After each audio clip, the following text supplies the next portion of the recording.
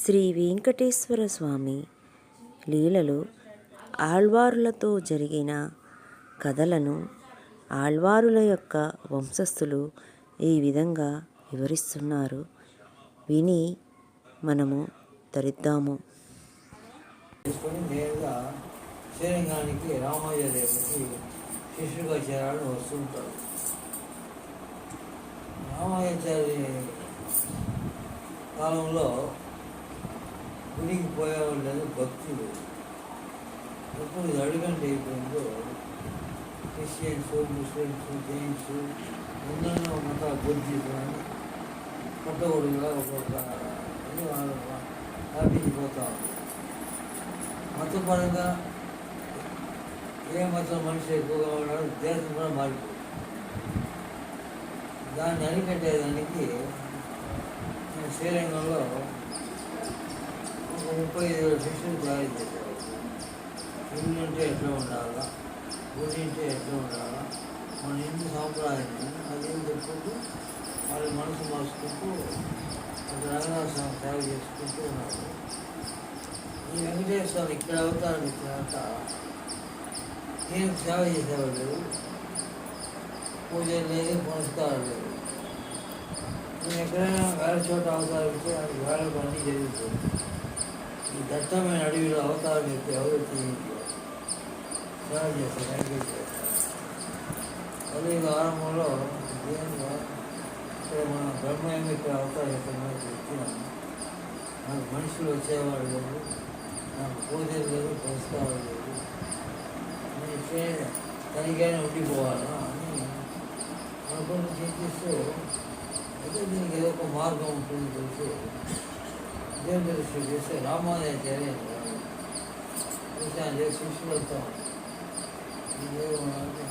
గురువుగారు చెప్తే శిష్యులు వస్తారు కాబట్టి ఆయనకు మనం చెప్తే మరిగా మనకి అవతారం పెట్టినాను, నేను పూజలు పురస్కారం లేకుండా ఉన్నాను, నాకు ఒక మనిషిని పంపిస్తే నాకు వేళ పూజలు పురస్కారం జరుగుతుంది, ఒక పంపితే కావా అని చెప్పినాడు. అంతే చెప్పేటప్పుడు ఆయన ఆ రోజంతా ఏడ్చుకుంటూ ఒక దైవానికే మహిమ ఉంటే మామూలు మనమోటి వాళ్ళు చెప్పాలి, మీకు ఏదైనా పరిష్కారం ఉందా ఆయనకు సందేహమే. శిష్యులు పోతారో పోదా అని నిద్ర పోదా, అదేమో ఆ దేవుడేమో అట్లా, నాకేమో ఇట్లా, వీళ్ళేమో ఇట్లా అని ఇద్దరు ఇద్దరు శిష్యులు ఉన్నారు కదా, ఒకరు పంపిస్తే నాకు అన్నీ జరిగిపోతుంది. ఇప్పుడు ఈ చెప్పినాలో సగం మంది తల వచ్చిపోయింది. వెంకటేశ్వర స్వామి కొండని చెప్పారు. ఏ స్వామి కొండకు పోయిన వాళ్ళు తిరిగి రాని లోపం మాట్లాడుకుంటుంది. ఆయన అవతారం చేసి దట్టమైన అడవిలో జంతువుల మధ్యలో ప్రాణత్యాగం చేసి మాకు పోయిన వాళ్ళు తిరిగి రాని మాట్లాడుకుంటుంది. నేను ఆయనకే సేవ చేయాలనుకుంటే ఆయన కాపాడుతున్నట్టు నాకు అటువంటి ధైర్యం చేస్తుంది. కానీ చోట ఎక్కడైనా దెబ్బతిన్నట్టు నాకు కావాల్సిన కొండను వేసండి అడిగాను. లోపల ఇంకో కొంతమంది అడిగితే మా ఇంటి వయసు అయిన వాళ్ళు ఉన్నారు, వాళ్ళు చూసుకునేవాళ్ళు. ఇంకోటి అడిగితే మా సెలవులు పెళ్లి కాదు, ఇంకా 35,000 మంది 35 కారణాలతో ఎస్కేప్ అవుతారు. నాకు రక్షించి నేను పరిష్కారం జరుగుతుంది. ఆ టైంలో ఈయన వస్తాను అడగతాడు, నేనేదో అడుగుతున్నాను, వాళ్ళు ఏదో చెప్తున్నాను. నేను గురువుగారు మొక్కలు చూస్తే పెద్ద బాధతో స్వామి వందకు ఒక మనిషి కావాలి, వాళ్ళు అడిగితే ఒక్కొక్కరు కారణాలు చెప్తున్నారు. నువ్వు పోతామంటే గురువు గారి యొక్క కోరిక తెలిసిపోతే దేహం దేని మీరు చెప్పండి, నువ్వు ఎట్లా ఆనందపడుకోవాలి. బాధ కూడా కలుగుతుంది. ఇప్పుడే మీకు పుట్టిందే ఆయన కోసంగా ఉంది. ఒక్క క్షణంలో పోతాను చెప్పారు. చూస్తున్నాను ఇంతమంది శిష్యులు ఒకటి, నువ్వు ఒకటి 35,000 ఇప్పటితో ఒకటే కూడా 15 రోజులు నడిచి వచ్చి చూస్తే బాగా ఒకే జీవకాలుగా ఇలా చుట్టూ చూసాం జంతువులు ఇచ్చలు అసలు జింక అసలు ఎరువు ఉన్నటువంటి ఒక పాము ఆమెపోయినాయి పాము ఇది వాళ్ళు ఉండే చోట మన బొమ్మంటే కలుపుకోవాలి మనమే ఆడుకోవాలి నిరంతరం కావాలి మొదటి రోజు నిరంతరం ఈ విషయం ముందుగా అక్కడ చేసుకుంటే నేను ఆ వెంబడి వచ్చుకుంటాను నువ్వు మన 35 వేలతో కలిసిపోతుంటావు ఎట్లా వచ్చినాక నాకు తోడు నీకు తోడు అంటే మనకు అయితే ఆయనకి వచ్చాను ఆయన చూసుకుంటాడు ఇక్కడ వచ్చినాక వెంకటేశ్వర ఈయన టెస్ట్ చేస్తాడు ఉంటాడా పోతాడా ఓపిక ఎంత ఉంది అని ఒక్కొక్క రోజు ఒక రకమైన ప్రాబ్లం ఇస్తూ ఉంటాడు ఒక 8 నెలలు ఈయన వాళ్ళు ఏ ప్రాబ్లం పని సాగు ఫోన్ చదవాలంటే కూడా కాదు ఒకరోజు అమ్మ కోళ్ళు బాగుంది ఒకరోజు ఏను కోళ్ళు బాగుంది ఒకరోజు వాన కోడుతుంది ఒకరోజు ఇట్లా విసిగిపోయింది ఎక్కడో పెద్ద మాయ జరుగుతూ ఉంది సాధారణ మనుషులు ఇక్కడ ఉండలేదు అసలు మనం ఇంటికి వెళ్ళిపోతుంది మూట పెట్టేది ఇది ప్రసవానికి ఎవరు ఉండదు మన శరీరానికి పోయి ఈ ప్రసవం అయిన తర్వాత మన దేహ పరిస్థితి బాగుంటే తిరిగి వస్తాం అని ఆమెకు చెప్పుకునేటప్పుడు ఈ సంభాషణ వెంకటేశ్వర మీరు పోతే మనకి చేసేవాళ్ళు లేదు మేము టెస్ట్ చేసి ఇచ్చారు మీరు బాగా పాస్ అయిపోయారు ఎగ్జామినేషన్ పనులు చాలా జరిగినట్టు రాత్రి మనసును మార్చేసి ఆయన మనసు మారింది ఏమిటి తెలియదు ఇక రాత్రంతా మేలుకొని వాళ్ళు శరీరం గురించి గురువు గారు ఏం చేస్తున్నారు గురువు ఏం చేస్తున్నారు వాళ్ళు ఏం చేస్తున్నారు ఇంకా యోచన చేసుకునే ఎవరు తెల్లవారుజామున బట్టి వాళ్ళు ఎత్తుకుని ఎక్కువ పట్టింది దూరమైన లేచి లగేజ్తో ఏం లగేజ్ మన ఊరికి పోతున్నాం ఏ ఊరి మన ఊరి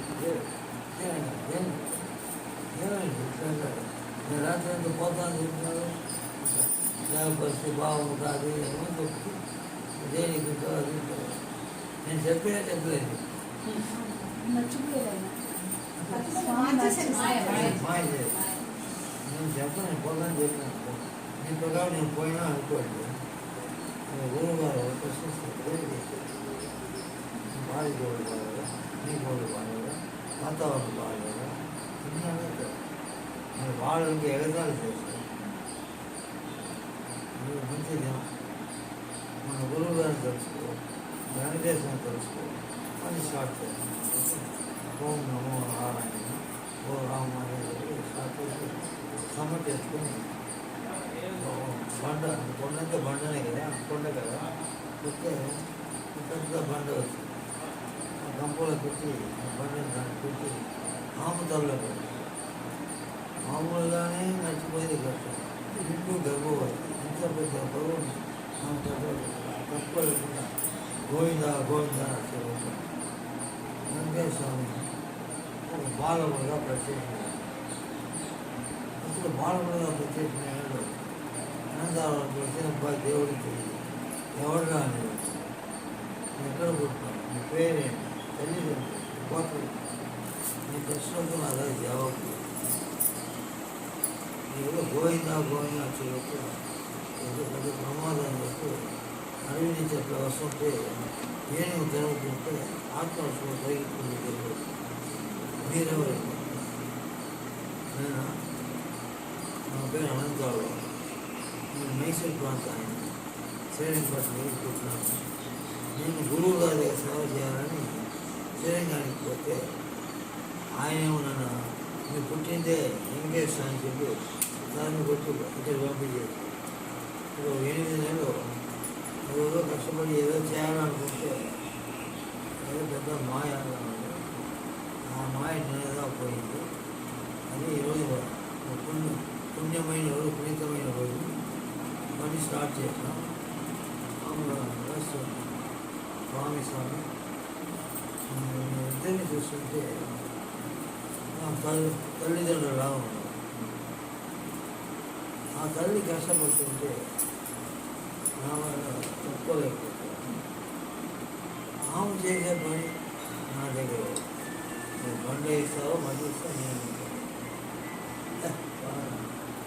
గురువు గారి మాట ఇస్తాను. భార్యాభర్తలు అయితే వెంకటేశ్వర స్వామి చేస్తాను మాట ఇచ్చేసాను. ఆ దైవానికి నేను ఏమార్చలేదు. కాబట్టి అది కాబట్టి చిన్న అబ్బాయి పెద్ద బండ్లు మోస్తావా మళ్ళీ కాబట్టి అక్కడ ఇంకా దేవుడి తరపు రాలే వచ్చిన దేవుడు తెలిస్తే ఇంతే మాట్లాడతాడా అట్లా కూర్చున్నట్లు ఉంటే నేను అట్లా తాగుతాను అడ్డగా రావడం ఇట్లా వస్తాను ఎట్లా చూసినా బాగుంటుంది. గడపడి కష్టం మాయ పెట్టి ఇంటి వదిలేసి ఆమె దగ్గరకు వచ్చేసి ఆమె దగ్గరకు వచ్చేసిన లోపల అమ్మ మీ భర్త రాత్రి ఉండవచ్చు పెద్ద పెద్ద బండలు పెడుతున్నారు. మీ దేహ పరిస్థితి ఎట్లా ఉంది ఎవరు దిగుడు చుట్టూ రావడం బాగుంటుంది రావాలి కట్టుకోలేకపోతున్నాను. మీ భర్తకు తెలియకుండా ఇస్తే నేను చేసి మీ తరఫున చేస్తాను. నేను చెప్పాను మా భర్త రాత్రి ఉండదు ఆయన వేసేది మీరు వేసేది పెద్దవాళ్ళకు కూర్చుంటూ వచ్చాను లేదా తరబడి ఇక్కడేమో హితబాధ చేస్తూ ఉంది అక్కడేమో తరబడి కొడుతుంది. నేను వచ్చి సహాయం చేయకుండా పోయింది. నేను బేసిపెట్టి కూర్చొని శక్తి నా పైన ప్రయాణం చేసినప్పుడు దేహంపై నొప్పి గంటను మొత్తం కాళ్ళు ప్రయాణం చేసి తట్టు కొన్నంత మట్టికి ఇక్కడ గంపలు ఖాళీ కాబట్టి చెమట పడతాం ఉన్నట్టు డౌట్ వచ్చింది బాధకి ఏమి ఇంత మోసుకోండి మొదటి గెలిచిపోయేదానికి ఒక 4 గంటలు అవుతుంది. డబ్బులు ఎందుకు రాదు స్వామి మీరేమో నాకు మట్టి ఇచ్చినారు అబ్బాయి నీకు ఎదురుగానే ఉన్నాడు నీకు కనబడకుండా ఉన్నాడు నా దగ్గర కొనుక్కొని నా తరపున అబ్బాయి చేసి నేనేమో చేయలేదు. ఎక్కడ అబ్బాయి అందుకు నేను కోపంతో గురువు గారికి మాటలు ఉండి చేస్తాను. నాకు సర్టిఫికేట్ ఇచ్చేదని నేను వదిలేదు కట్టబాటు అబ్బాయి గడబాటు పరిగెత్తాడు ఉంటే మళ్ళీ కొడతారు. గడబాడు ఉంటే ఈయన పని చేసుకోవాలి గడబారి తక్కువ దేవాలయంలో తలుపు చేసుకుంటారు. ఈయన లోపల అక్కడే కూర్చొని ఓం నమో నారాయణ రామాయణ అంటే దేవుడి తలుపు రాలే ఎప్పుడైనా బయటకు వస్తాను ఆ దేవుడు ఉంటాను. అంత లోపల గుడి పూజ చేసి స్వామి ఇక్కడ ఏం కూర్చున్నారు ఎంత లేకుండా స్వామికి ఒప్పుకోనితో వాడిని విశ్వప్రయత్నం చేసి స్టార్ట్ చేశాను. ఆ యొక్క కార్యంలో ఒక అబ్బాయి చెడిపోయినాడు. అబ్బాయి నాకు భయపడి లోపల ఉన్నాడు దూరం ఉన్నాడు తలుపు చేసుకున్నాడు. పూజారి చెప్పాను నేను పూజారి పూజకి వేళ అయింది నేను ఊరి తలుపు తక్కువ చేస్తాను. ఊరి తలుపు తాకడం కూడా లేదు కరెంట్ చూస్తే కింద గడవడు మనిషి గడవడు మనిషి ఏమైంది చూస్తే చూస్తే ఉద్యోగించి నెట్టుగా అక్కడ మనిషిలో అబ్బాయి కదా అక్కడ కొడితే ఇక్కడ నెట్టు వస్తాను వచ్చిన అబ్బాయి దేవుడు నెట్టు పోయాగా నెట్టు ఇంకా న్యాయంగా వదిలేసాను నేను నేర్చుకుంటా స్వామి నన్ను క్షమించింది నేను ఆరోపణలు వస్తే నేను దేవుడు నన్ను ఎన్ని హింసలు చేశాను ఎవరు రాదు తల్లి ఆపేది 150 ఖర్చులు వేశాను అన్నిటికీ రావాల్సిన జవాబు లేదు కూడా చెప్పాను. ఇన్ని చేశాను ఆమె కష్టపడుతుంటే ఆమె సహాయం చేయాలని అన్ని కూడా చేస్తాను. వ్యవస్థలు ఉంటే దానికి ఏదైనా మార్పు కొట్టింది నీవు మార్పు నన్ను మొత్తం వాడుకుంటారు. ఆ తర్వాత చెప్తారు నా ముఖం నల్లగా ఉంది చీకటి నన్ను ఎవరు గుర్తుపెట్టలేదు పచ్చగలుపుకోవాలి కదా ఈ గడ్డానికి ఇప్పుడు గడ్డాలో స్వామి విశ్వరూపం రోజు స్వామి సాధారణ పరిస్థితి అయింది అనంతరావు ఈ రోజు నుంచి నీ చరిత్ర నాకు ఆరంభం. నా చరిత్ర ఎందుకు నీ చరిత్ర ఇది చూసి ఇక్కడ తెల్లగా ఉంది, చూసి ఇక్కడేందుకు తెల్లగా ఉంది, దాని వెనకాల గాయం.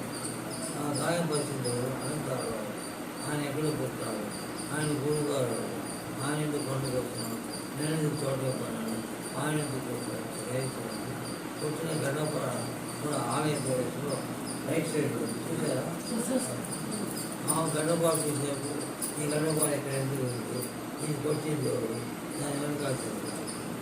కాబట్టి కలియుగం ఉన్నంత వరకు ఏ దేవాలయంలో ఇది చూసేంత వరకు నీ చరిత్ర జరగదు, నీ వల్ల నా చరిత్ర గట్టిగా జరుగుతుంది.